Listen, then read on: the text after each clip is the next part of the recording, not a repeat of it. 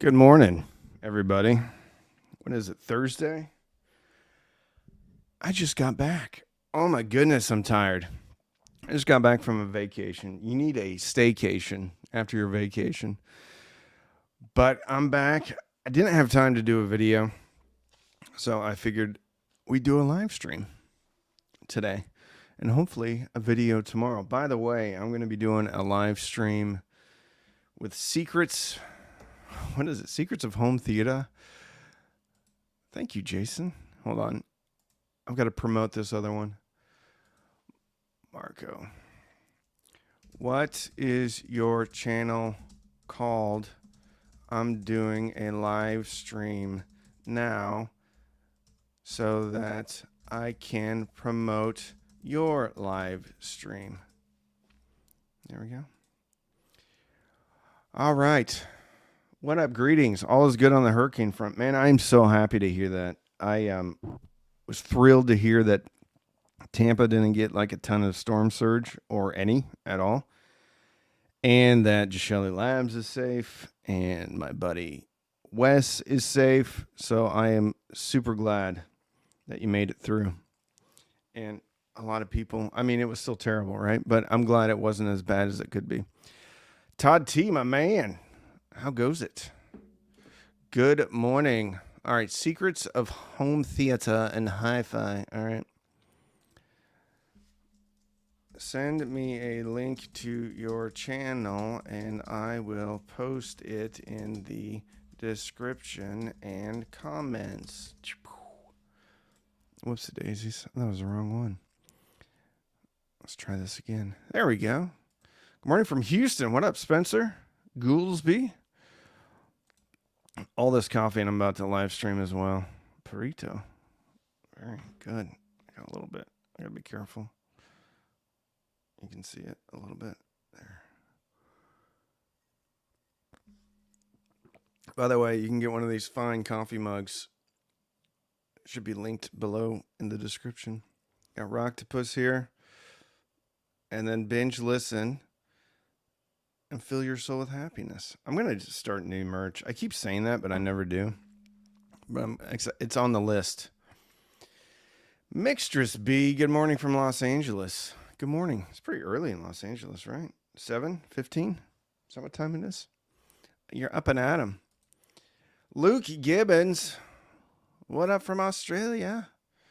What is my coffee of choice? I'm pretty pedestrian. I usually drink Folgers Silk. This, though, is out of my wife's pot of coffee because she gets up before I do. And so she drinks a pot of coffee before I do, or some coffee. Anyway, this is Starbucks of some sort. Sumatra, I think it is. Never mind. It's not going to be a live stream for Secrets of Home Theater. We're just recording a podcast, and then I guess they're going to edit it and put it up later. What's my opinion on Goldwood sound drivers for subs and mids? Unfortunately, Carlos, I have never heard a Goldwood driver. I'm sorry to say. Man, I got such a good night's sleep last night. I feel awesome. Hi from Paula in Farnborough, UK. Good afternoon. Good afternoon to you.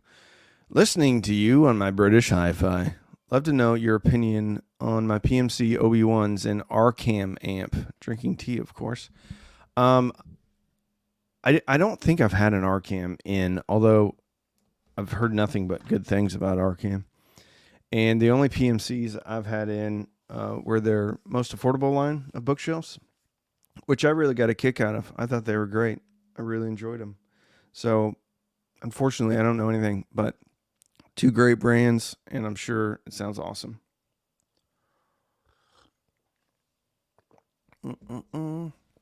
Kevin Gardner in the house, my man. Getting into both coffee and audiophile passions is expensive. You know, it can be. It doesn't have to be. If you start a YouTube channel and people send you stuff, then it doesn't cost you anything. Just kidding. Although you should start a YouTube channel. Everybody should start a YouTube channel. A YouTube hi-fi channel, for sure. They're a lot of fun. Coffee, though, isn't terribly expensive, although it's gotten more expensive. But coffee to me is like one of those non-negotiables that I don't go too crazy.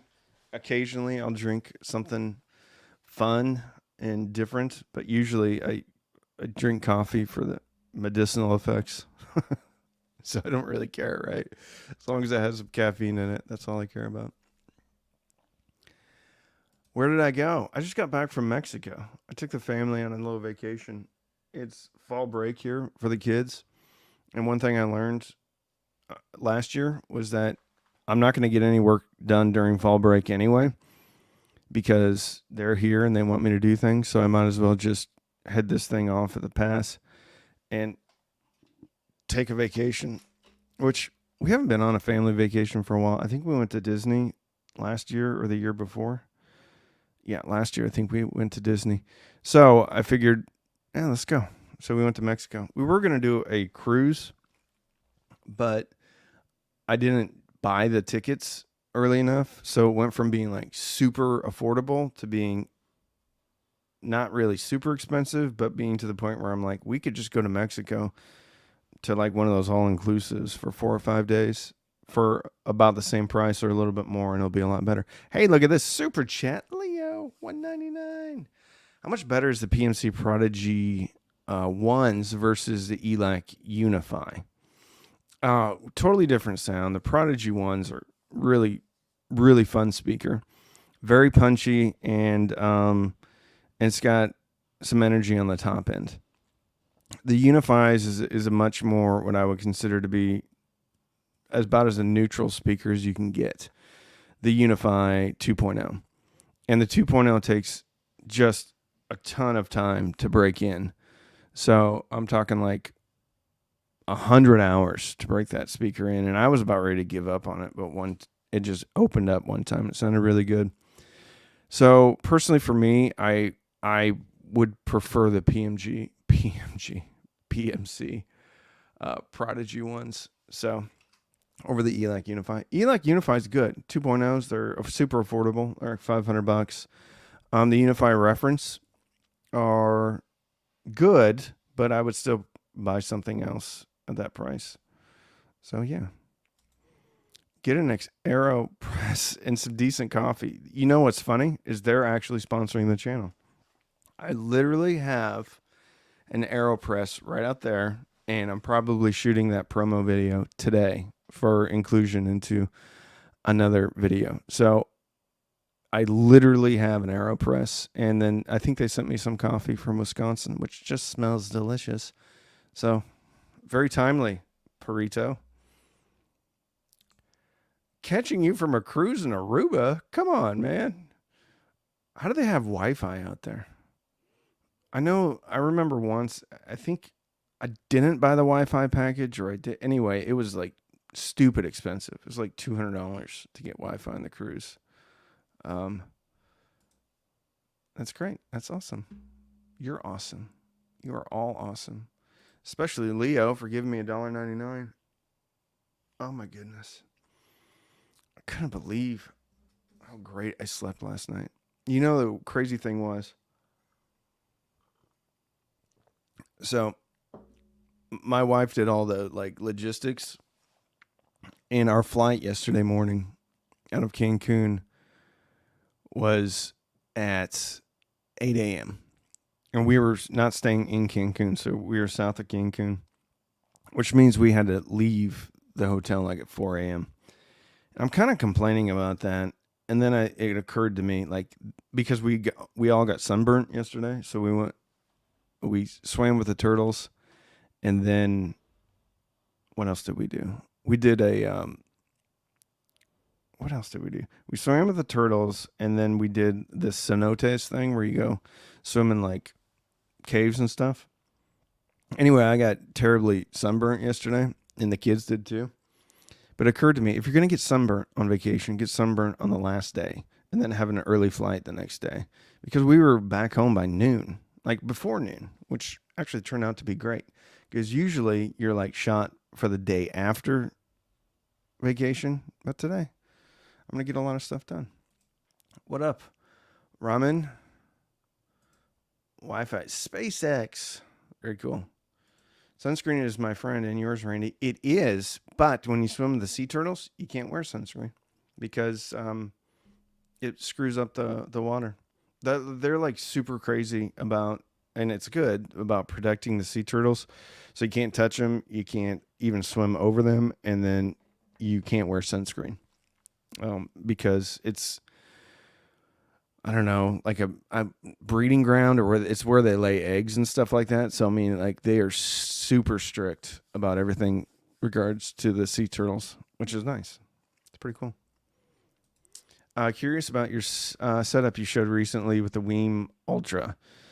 How does it compare as a phono preamp, say, versus Fozzy X2? You know, the just think about the phono preamp and the Ultra just being there as a convenient factor. It's not going to be spectacular. And it could be. I mean, it's clean, but it doesn't have the personality. The X2 has a fun personality. It's a little bit on the warmer side, punchier, not as revealing as the one in the Ultra, but it's like you want vinyl to be fun and have personality, and the Fozzy has way more personality than the Ultra. But the Ultras works, right? But I mean, there's all sorts of little phono preamps included, like in Audio Technica turntables and other turntables that they just work, right? But I'm shocked at the level, the role that a phono preamp plays in the overall sonic characteristics is like way more than I ever thought it would be. So the Fozzy X2 is kind of like the most affordable phono preamp that I would recommend. That is fun.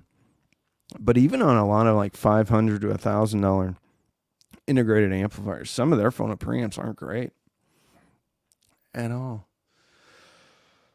So, to answer your question, I like the Fozzy over the Ultra. Newbie on low budget here is a pair of Swans D200, a Weem Ultra, and maybe a small SU1, a good stream. Yeah, for sure. The Ultra and the SU1 is great. I haven't spent any time with the Swans, so I couldn't tell you that.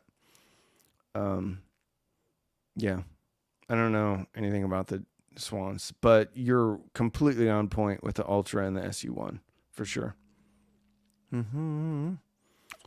You went to Akimall with the turtles. That's right, I did. Sounds like I had a great time with the family. I did. I did have a great time. Wish we had one more day. That would have been nice. But as I said, getting sunburnt on the last day and then coming home, perfect. Perfect. Perfect. I knew exactly what you meant, brother. Ribbon tweetas, are they two directional? I'm looking at Emotiva ceiling speakers, but afraid they don't have good dispersion. I mean, they have really good lateral dispersion, so you have to look at them. I mean, Emotiva doesn't make bad stuff. And trying to think, I think you may be able to move those or aim those or something like that. I wouldn't worry too much about it for in ceiling, unless the in ceiling speakers for some reason are your main channels.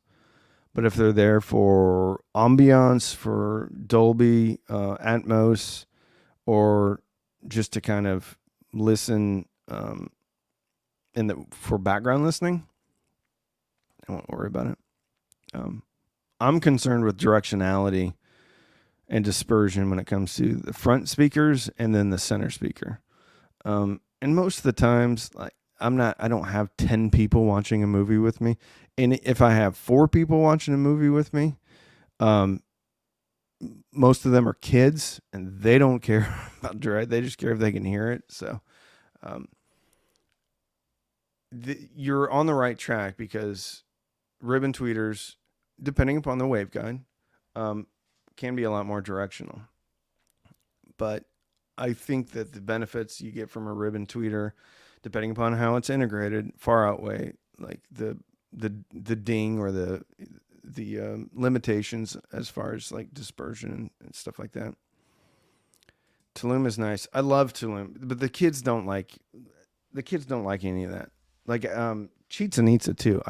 My poor wife, when we were first married, we took a trip to Chichen Itza, and as you go, I learned a lot more. So one of the things I learned is just spring for a private driver if you're doing a couple of excursions, because number one, it's totally worth it. Number two, you save so much time because you're not dropping other people off at different hotels. But anyway, the trip to Chichen Itza, which incidentally is not close to the coast, it was like a 3-hour bus trip with a whole bunch of other people, and it was terrible. I like that stuff though. I love the ruins. I love the history. I love just like being there and like being in awe of like what people made back in the day, which is a Tuesday, by the way. Mayans figured that out, the calendars and the days. But anyway, she wasn't happy. So I don't make the kids do that. If I ever go with like a buddy, like I would love to go and like go scuba diving, like get certified and scuba dive out there and then go check some of those out. But that's going to have to be a trip with me and my buddy. Thank you. Exactly what I was looking for. Jeff, I don't know what I did. Oh, okay. Yeah. No problem. Hey, I have a look at you. Massimiliano. Hey, I have a home theater system with clips RP8000F hooked up to Marantz Cinema 40. So which external stereo amp is good for you? Which one from the Yamaha AS2200, Marantz Model 30, and Hagel H120? I'm assuming, are you in Italy? Are you in the U.S.? You have a lot of... anyway. I've heard nothing but good things about Hagel stuff. Model 30... What was it? Let me pull this up. Marantz Model 30. So there was a Marantz. If this is Class AB, I think it's going to be good. If this is the Class D one, I would stay away from it because I heard bad things, and the Class D one didn't last. Like it was immediately replaced the next year. I think this is Class AB. Yeah, I've always been curious about this Model 30. It's $3,000 though, so you're talking a lot.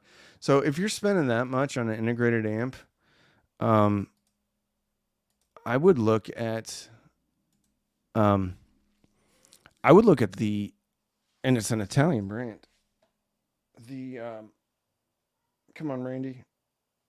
Unison Research, Unico. It's $2,000 integrated amp. You're going to have to add like a DAC and stuff to it. But if you're looking at the Model 30, which is $3,000, personally, I would look hard at the Unico, which is $2,000, has a tube buffer on the front end, is just bananas good. And then I would add an external DAC and stuff like that. All right. Sardinia. Okay, cool. So go look hard at the, Unison Research. They are made out of come on, Randy. It's a First Stop Treviso, I think it is. Yes, Unico. But they make outstanding stuff. The Unico Primo though is awesome. They also have some really good speakers too. Opera stuff is more expensive as far as speakers. But everything's made in Italy. The transformers are wound in Italy. Everything basically that can be sourced from Italy is sourced from Italy. It's handmade. I've been in their factory. I've met the owner. I mean, it's great stuff, and it sounds just spectacular. And you could, if you really wanted to, you probably just go over there, and they'll let you go in and check things out. So, yeah, that's what I would do. Because there's so much personality. It's a family-run business, and they really care about what they're doing. I don't want to take anything away from Yamaha or Marantz or Hagel, really, but you have a family that is making this stuff, and they've made it since like the 80s, right? So they know what they're doing, and there's a ton of passion behind it. At least check them out. And then you could check out Gold Note. Gold note is around the I'm sorry, I'm brain dead this morning. It's in Italy too. It's also handmade in Italy. It's Class D stuff though. I can't say that gold note. I can't say like Unico is better, but I can say that I kind of prefer the sound of the Unico over the gold note. But gold note's coming out with a new affordable line. But they do have an integrated amp that also has a DAC in it, Phono preamp, and all that stuff. That is going to come in under the Model 40. So anyway, that's what I would do. Unico Primo, 1990. Yeah. I know you have that. I see your video in Italy. Yeah. That's what I would do. And here's the thing. I literally have no experience with the Marantz or the Yamaha. I would be interested in listening to that Marantz though. Italian's favorite dog is the Chow. Man, I loved Italy. I cannot wait to go back.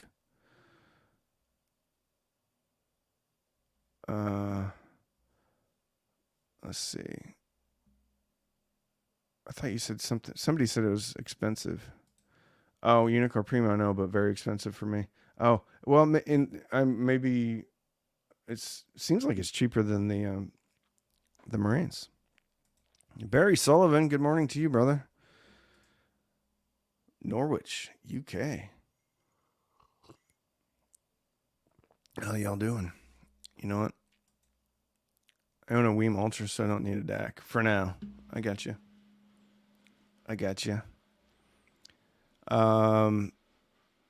Yeah.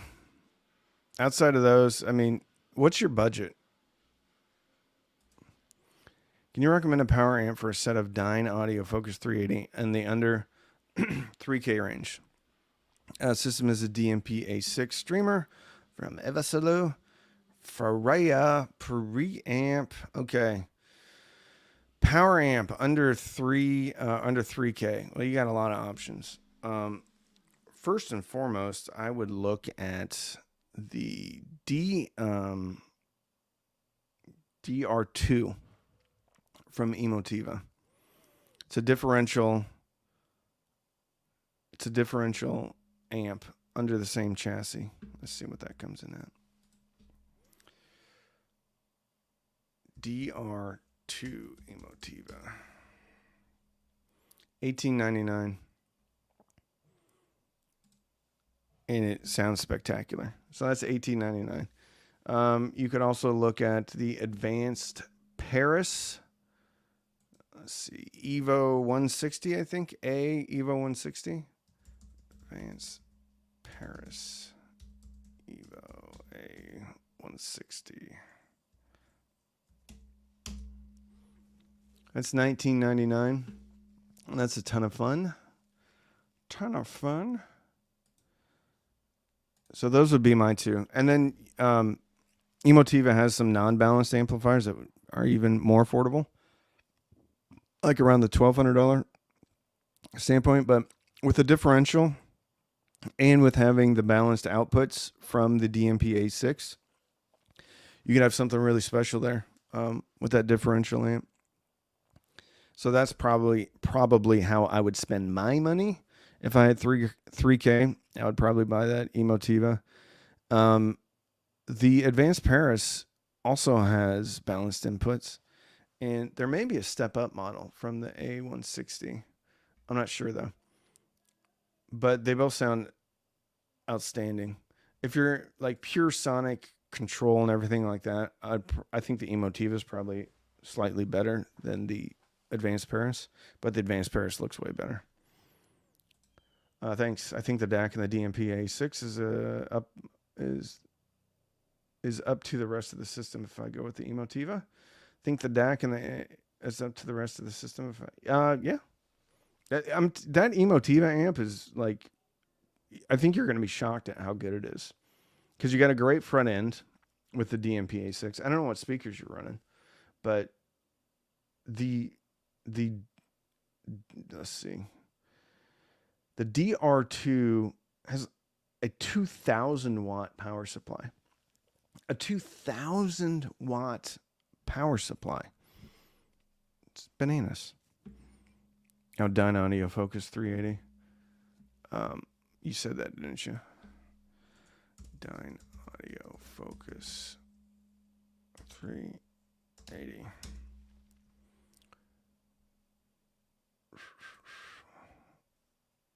Specifications. All right. Power handling says up to 300. I always thought that rating was kind of weird. Like, they tell you how much power it should make, or you should pair it up with. All right, sensitivity 88. Rate impedance, okay, 4. Yeah, so I think you'd be better off with something that's super, super beefy like that. Emotiva DR2. I think you'll be surprised. I know that the Advanced Paris can drive 4 ohms, no problem. So, yeah, those would be my two that I would look at.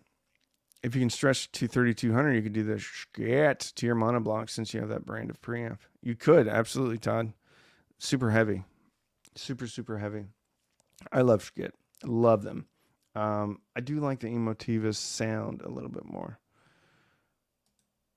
I'm currently setting up several Volumio nodes for rooms where I want my speakers to be nearly invisible, yet affordable. What do you recommend? I'm not against powered speakers. Several Volumio nodes? Are you asking about what type of streamer, or are you asking just about the whole setup? Yeah. I mean, here's the thing, though. I mean, you don't necessarily need powered speakers. You could legitimately get some really small bookshelf speakers and then strap like a Fozzy Audio BT20A Pro to the back, which you wouldn't even see, and do it that way. You could get the Weem amp. I mean, you could basically stash that out of it. You wouldn't need Volumio at that point because you have the Weem. But if you wanted to go Volumio, I would suggest something like Raspberry Pi, and then a DAC hat, and then going into Fozzy Audio BT20A. But like at that point, you're probably almost around the same price point as you would be with a Weem Pro amp, and it'd probably be easier. So that's what I would do.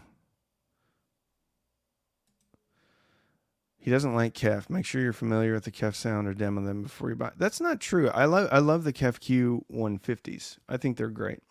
I like the 350s. I love the 150s. I like the 350s.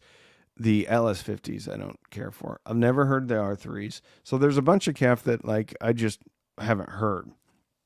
So and the LS50 thing is almost like a tongue, like that is almost like kind of a hyperbolic thing that the channel is just known for. And I appreciate you like knowing as much as you do about the channel. I do like the 150s though. I think that's a fun speaker. And at $300 is $350 is where that speaker, if you're going to buy it, that's where you should put it at. I have the Pies with DAC hats. I'm happy with Volumio. I'm looking at tiny speakers and the Fozzy amp. Yeah. Tiny speakers and the Fozzy amp. I'm trying to think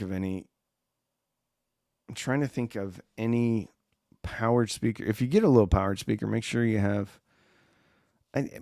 Maybe you don't care about it. I've been hearing great things. I mean, if your budget allows, great things about the Kali INV speakers, which I think I'm going to pick up a pair. INV5 or something like that. I think they come in at $400 a pair, maybe $600 a pair. And I've heard nothing but like great things. Is a Polk ES20 worth upgrading from the ES15? I don't think I've had the ES20s in. ES15s were fun and good. There was a pretty significant sound difference between the previous generation. So the T15s and the T20s. So no, the S15s and S20s. There's a pretty significant sound difference. So since I don't know anything about the 20s because I haven't heard them, I can't say. they like to punch. So when you get a 6.5-inch woofer from Polk, I mean, you're getting a beefy speaker that likes to hit hard. So just assume that this thing's going to be punchy. But the ES15s were, I was really surprised how good they were.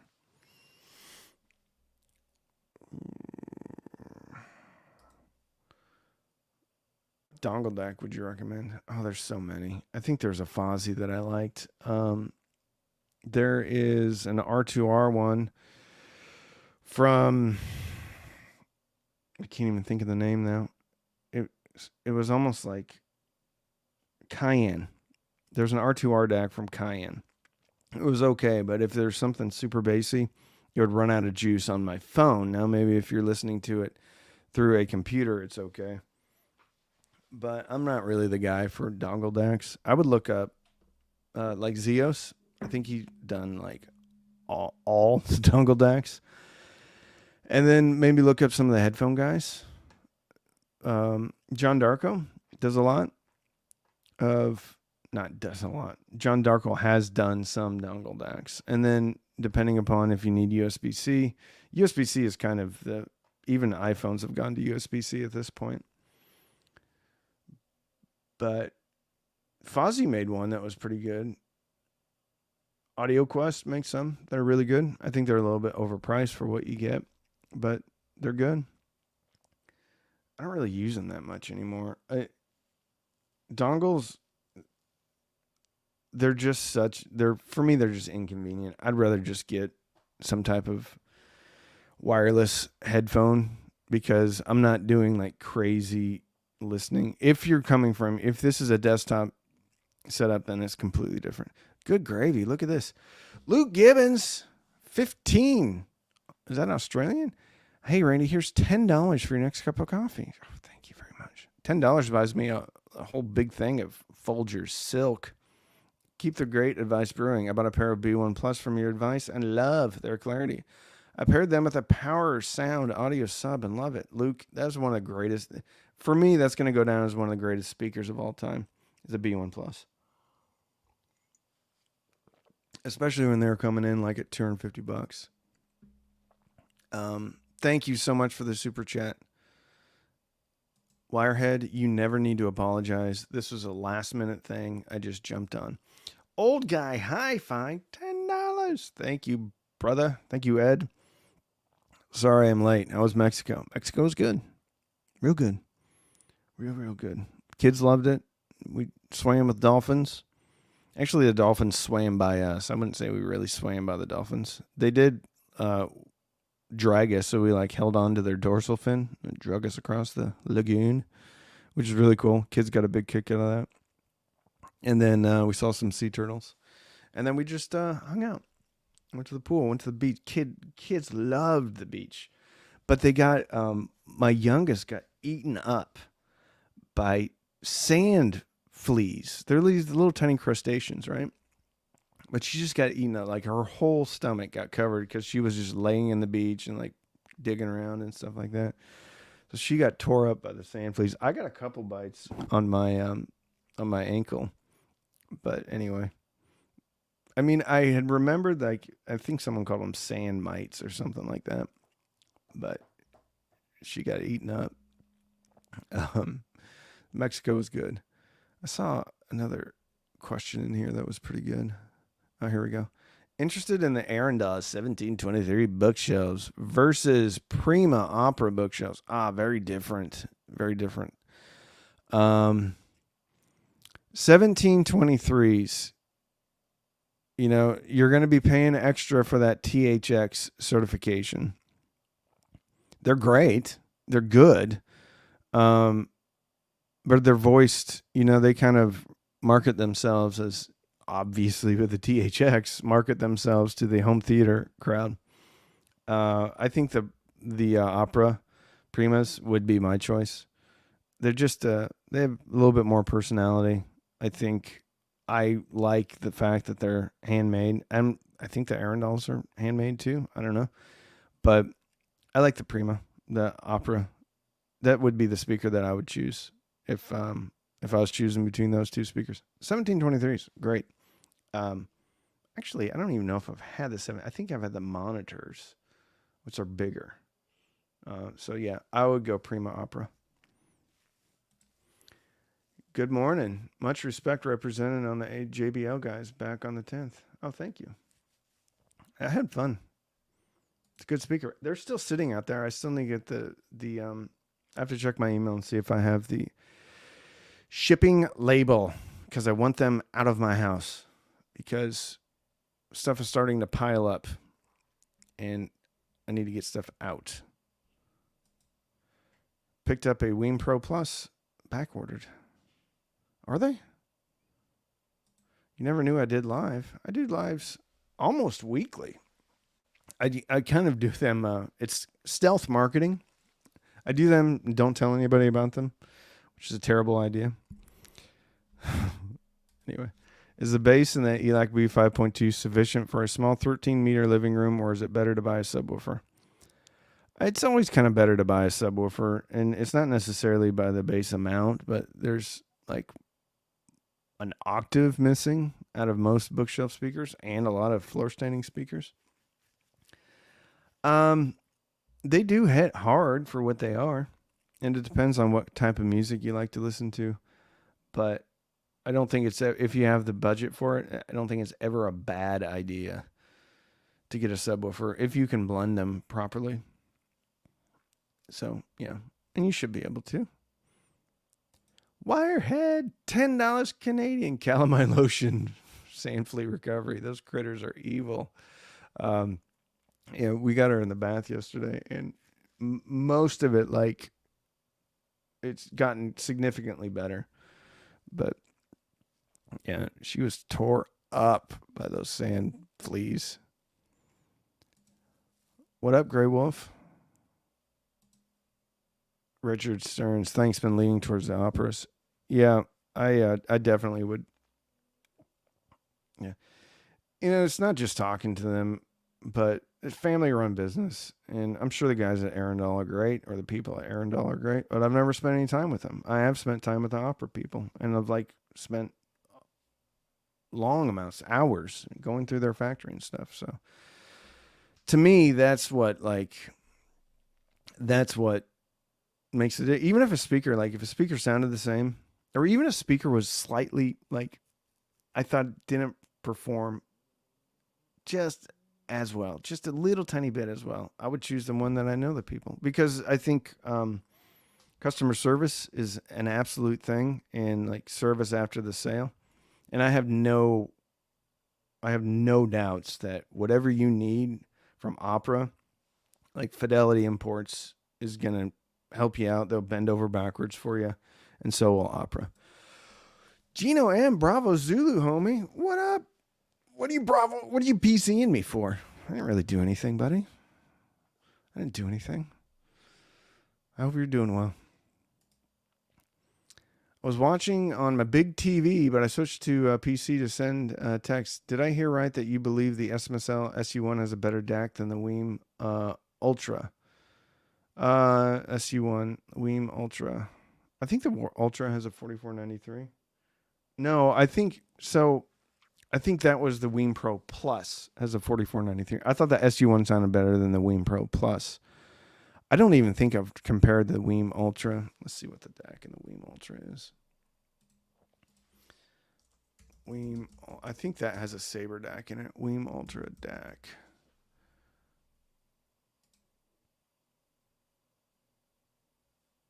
It has, yeah, Saber.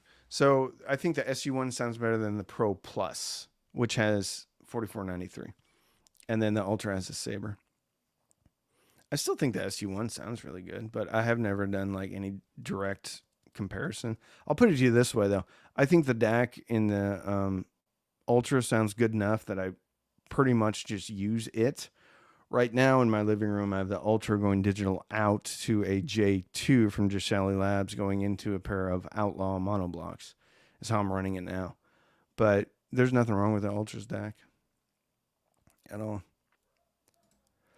Amazon Prime deal. Wing 20% at the time. Oh, that's nice. Yo, brother, what'd you think of that video? It's done really well. I think it's done over 70,000 views. And I always know that a video is going to do well when I start getting not hateful comments, but like negative comments right away. People tell me like, "Oh, you need to burn that thing in for 100 hours before you do a review." I'm like, no, I don't. I'm not doing that. This isn't really even a review. This is me just talking about this amp too. Really fun amp.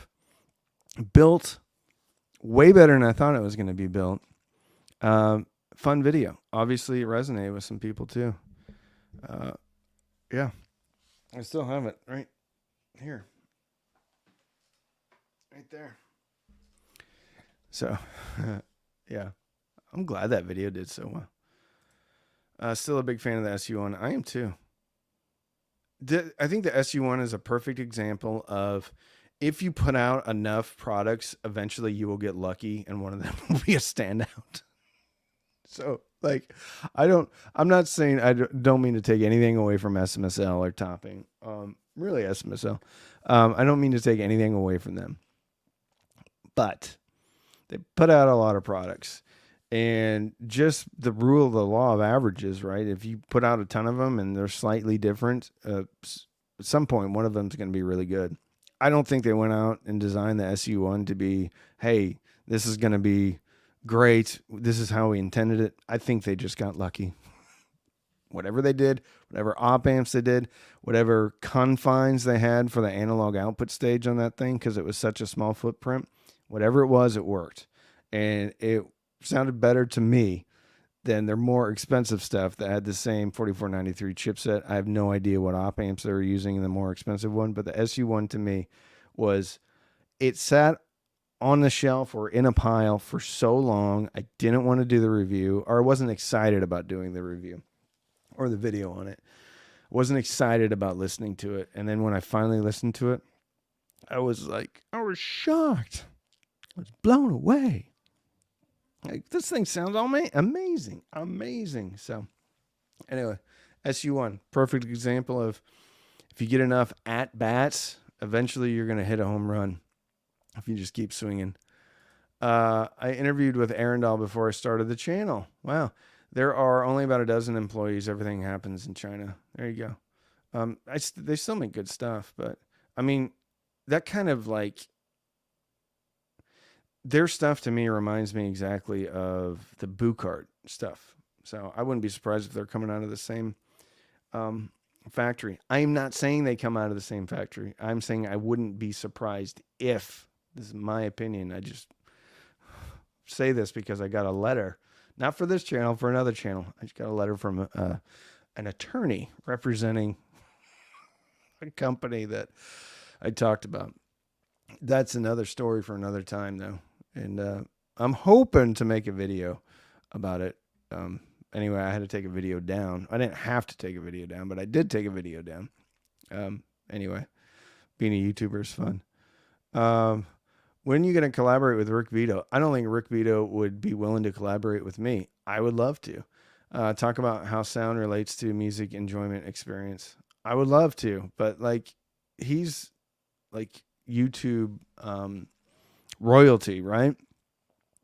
I don't think he would be willing to collab with me. If anybody knows Rick Vito, can put me in contact with him, because I have reached out to him before, just through his like contact me page.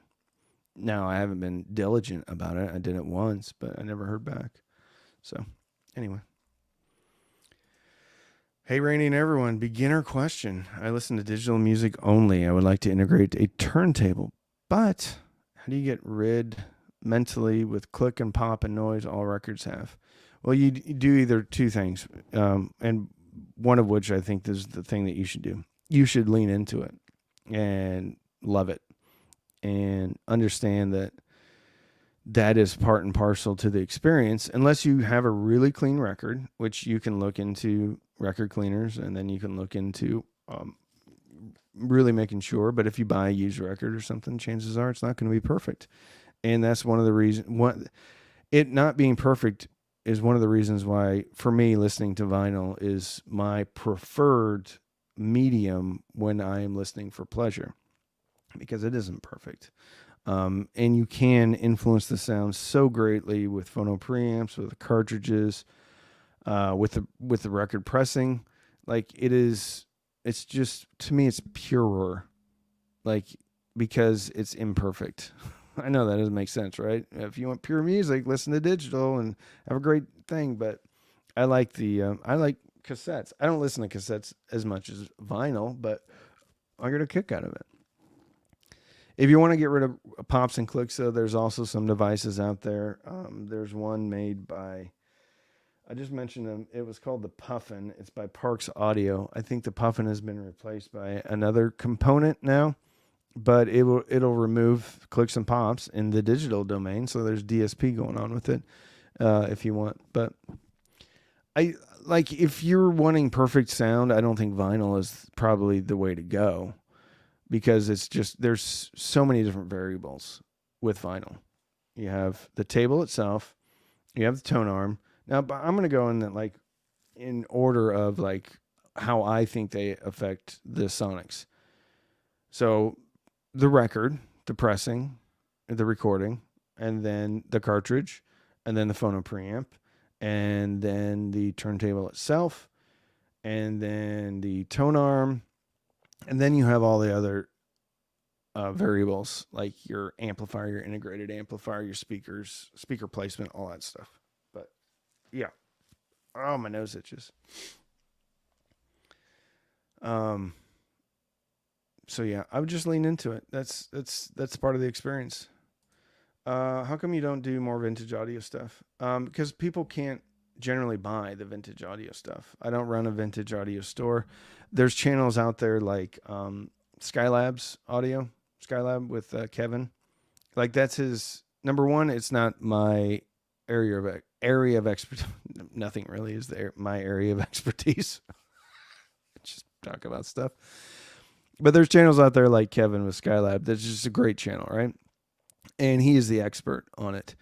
I also don't generally do a lot of vintage audio stuff because not everybody can do it. So, like, if I talk about a product that I just love, right? Whether it be vintage speakers or vintage receiver or anything, vintage turntable, and people can't get it, I mean, that I don't know how much value I'm bringing to it. With Kevin, he knows what you can get. He knows what a fair price is. He knows what to look for. Where me, if I'm talking about something and somebody runs out and gets something and the caps are shot or this, that, or the surrounds on the speaker need to be replaced, I don't know how much value that's bringing to a viewer. And so that's the reason why. Another reason why is people don't watch my vintage stuff as much. I have a few vintage pieces still. I have a nice Kenwood that Lenny from when he was with Just Audio sent it to me. I have a Yamaha and a Pioneer, and I think I'm sending the Yamaha to one of my patrons. And if I ever get off my rear end, the Pioneer to one of my patrons. I'm kind of out of the vintage hi-fi. I've been bitten by it too many times, and I just want something when I finally sit down and have time to listen for my own pleasure. I just want something that works. And that hasn't been my experience with vintage audio. Outlaw monoblocks for the win. I use the same. 200 hours at minimum. I don't know what that is. I'm sure that's some type of break-in. Cast from your phone and you can do... Okay. Good morning. Budget sub for vintage Sony amp. The most budget sub that I recommend all the time is the RSL 10E. It's whatever RSL's most affordable subwoofer is. That's the one. It's $300 thereabouts, shipped, and you're not going to get any better than that. There we go. Throw enough darts, and one is going to hit the bullseye eventually. That's right. My goodness, I got some in here. Holy camoli, Stromboli, Douglas Hernan, $10. Have you heard the new-ish Shelly Labs J3 yet? Hope your feature review includes those huge Sparkos SS2590 op amps, which require adapters. pushing total price with USB, aluminum case, and shipping to $846. I just talked to them yesterday. We didn't discuss the J3. I'm sure they'll send one in. $846. That's heavy. Have I missed much? No, it's just me babbling on. Love my shiny new Fluence RT82. Love the RT82s. Yeah, that editing has got to be the definition of tedious, not my jam. What did old guy hi-fi? Thank you, my friend. I have some videos to edit, so Ed crushing it on YouTube. I use my laptop for streaming using USB cord to DAC. Do I really need a dedicated streamer? Nope. You do not need a dedicated streamer. If that's how you do it, you have a dedicated streamer. Well, not dedicated, but I mean, you have a streamer that can answer emails and stream video, which is way more than what streamers can do. What was it saying I had? Your computer can do everything a streamer can do, but your streamer cannot do everything your computer can do. But yeah, if it works for you, don't even worry about it. Hey, Cam, longtime viewer, never been on any of your streams. Edelson, welcome. Edelson Rodriguez, welcome. Thank you for being here. Goldwood, acoustic audio subs, opinion. I have heard neither of those, Philip. Goldwood, acoustic audio subs. If it's the same company, I haven't heard of it. And if they're two companies, I haven't heard their products, unfortunately. Heard your Shelly Labs may be coming out with some amps. Any word? Yeah, you'll have to ask them. I was actually just talking to them. I'm going to Capital Audio Fest and going to hang out with them for a little bit. But they were doing an integrated, and then I think one of their manufacturers went out of business, parts manufacturers, or there was something that came up. So I know they've been going down the road of a speaker amp, and I think they're close on one of them, and I think it's even bigger and better than they thought it was going to be from a power perspective. So they are, for sure, working on an amp. When's it going to be available? I don't know. But I think they're close-ish. I want to get more gear. Unfortunately, I have to get a new driveway instead. You know, the thing about it is, and I'm in a very privileged position, and it's because of all of you, and I thank everyone for watching, is it gets to a point where, like, at the beginning, I'm like, this is going to be great. It's going to be new gear all the time. But the gear is really a transmission line, not just, no pun intended, but it's really kind of like the carrier of the music, and everything's pretty good, and everything can like move you emotionally. So you got to kick that can down the road, but a new driveway is probably the way to go, which stinks, but it is what it is. I need to do some work on the house too. Anyway, Stephen Barr, alive. It is alive. I need to take a shower. Is the sound quality of amplifiers such as IEMA, SMSL, and Fozzy Audio comparable to more expensive ones such as Marantz, or is it a waste of time and money? Well, it depends. I mean, if you're on a budget and you can't afford a Marantz or whatever, then no, it's not a waste of time and money. I can't really talk about the longevity of a lot of these amps.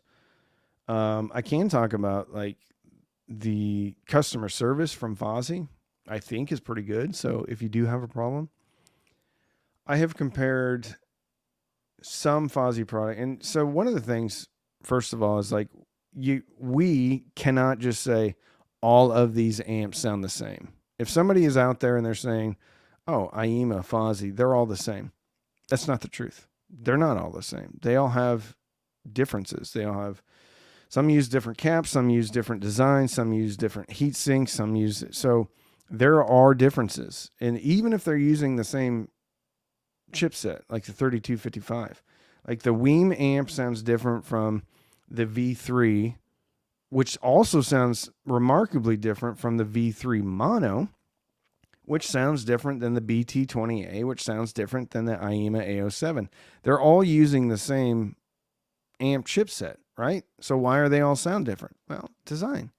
So not all of them sound the same. Are there some better than the others? I think so. For me, sonically, I think the V3 monos and the ZA3 from Fozzy Audio is kind of like my sweet spot. A07 Max also pretty good, but the A07 Max design doesn't have as much cooling or ventilation. So if you're going to push them, you probably want to look at the V3 monos or you want to look at the ZA3. So I would say no, they're not a waste. If you're going to buy 10 of them in the next year, though, then I would probably look at buying something a little bit more expensive that maybe has a Class AB topology and maybe has a little like a linear power supply or a really, really, really good like switching power supply. But if you're going to buy one because you don't have the money to buy a Marantz or an Emotiva or something like that, it's not a waste of money. It's all part of the journey, right? The cool thing about these little amps too is that you can buy one and listen to it, and if you get more money, and replace it, and you can move that into another room or something like that. So it's like anything else, though. Not all $1,000 speakers sound the same. Not all Class D amplifiers sound the same. Frankly, I've heard more differences in different Class D amps than I've heard in Class AB amps, if that makes sense. So yeah. All right, I can take a couple of more, and then I got to get to busy doing stuff. Do you believe the Sparkles amp amps are worth it for the new Fozzy ZD3? I don't know. I haven't rolled them. I haven't tried it. I do like Sparkos op amp upgrades in the 4499 J2, 4499 AKM, and there's a reason. So I'm not going to get it right, but there's on some of these DACs, they're either, how do I say this? Basically, they're either current focused or current based. There it is, current based or voltage based. And one of them benefits from op amp rolling more, or you will hear more of a difference on either current based or voltage based. Anyway, the 4499 DAC chip is one of those DAC chips that benefits from a op amp. So you can hear the op amp rolling better on the 4499. I have no idea about the preamp on the ZD3. Do you believe it is worth it? It depends on which one you get. Some of them can get a little bit pricey. But I have not heard a Sparkos op amp that I haven't liked. Class A/AB versus Class G. I have no idea. Is that the GAN thing? I don't know anything about the Class G. I'll tell you this. Class A and Class AB has been around for a long, long time and is proven. So, yeah. I think some people are using Class G. I don't know. I just like Class AB and Class D. Or voltage-based. Yep. Audio Funhouse. Have enjoyed your channel for a bit now. Mostly a vintage guy, loving my 47-year-old HK and Pioneer stuff. Ooh, yummy. But also got a good SMSL SU1 DAC for streaming CD playbacks. You're there. Thanks. You're welcome. I love vintage when it works. I like it. How much is the driveway in your area going to cost you? Dude, I heard driveways are crazy expensive. Like you can spend 10 grand on a new driveway. Do you still love your Paris Advance? Yes, I do love my Paris Advance. And I also love my Advance Paris. Yeah, I think it's awesome. Enjoyed my morning coffee with you. Have a great one. Try to get out and vote. Is that today? No, that's November. Yeah. We're gonna call this one. There you go. Mixtures B is putting a positive spin on it. In time, you'll roll up to the new gear via a new driveway. There you go. Any good amps under $50? About the most affordable amp that like I think is good is the TB10D from Fozzy, and I think it's about $60. So you may have to save $10 and get that one. It's pretty good for $60. All right, y'all. Have a great Thursday. Thank you so much. I'm glad to be back. Hoping to have a video out tomorrow. If not tomorrow, it's going to be Saturday. So yeah, have a great weekend. Have a great week. It's getting nice and cool here. I'm starting to love it. Be well, be kind. Love you all. Bye, bye, bye, bye. Bye, bye. Bye, bye, bye, bye.